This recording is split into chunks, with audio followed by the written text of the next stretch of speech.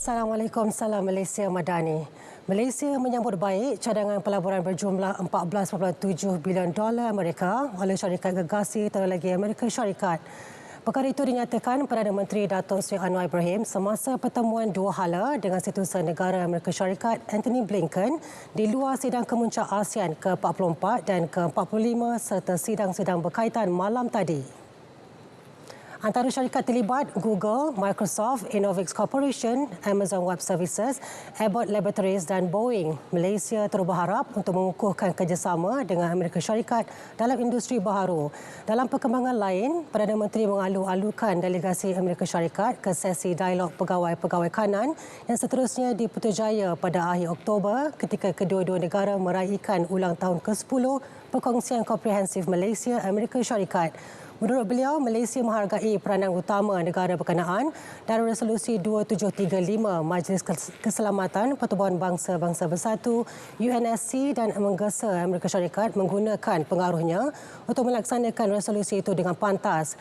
Resolusi 2728 yang diluluskan pada 10 Jun 2024 menuntut kepada gejatan senjata segera bagi semua konflik di Gaza.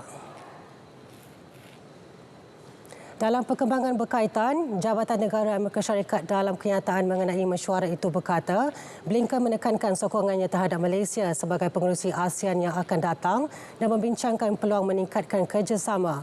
Ia bagi mendorong kestabilan serantau dalam menyokong negara yang bebas, terbuka, selamat, berdaya tahan dan rantau Indo-Pasifik yang makmur.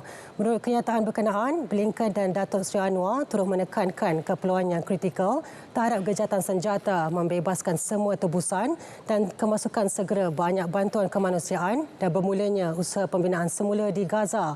Perdana Menteri dan Blinken kemudiannya menghadiri majlis makan malam gala yang dihoskan oleh pengerusi ASEAN Perdana Menteri Laos Sonexay Sifandon dan isteri Vandara Sifandon bersempena dengan sidang kemuncak itu.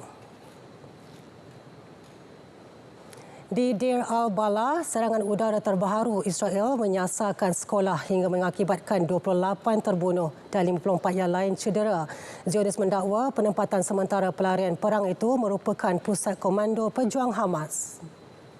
Hamas dituduh bersembunyi di bangunan sekolah dan infrastruktur awam lokasi beribu-ribu penduduk Gaza mencari perlindungan.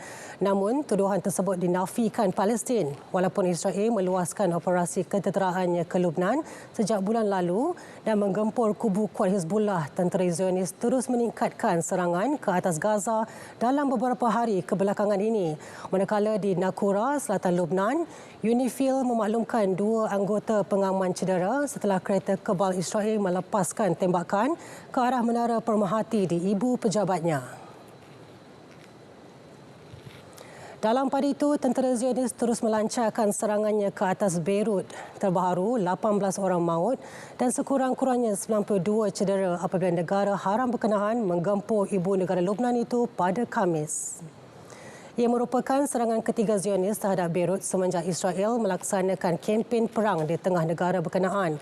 Kementerian Kesihatan Lebanon dalam kenyataan menyatakan jumlah kecederaan orang awam meningkat kepada 117 individu. Manakala semua pihak keselamatan negara tersebut pula memaklumkan pemimpin Hizbullah merupakan target Zionis dalam serangan ini. Bagaimanapun, Israel belum mengeluarkan sebarang kenyataan mengenai serangan tersebut.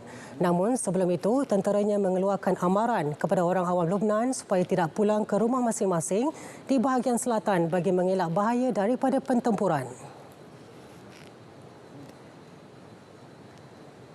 Sekian Dunia 10 dari Sungai Kesegara, Palestin, Pasir Merdeka. Assalamualaikum, salam Malaysia Madani.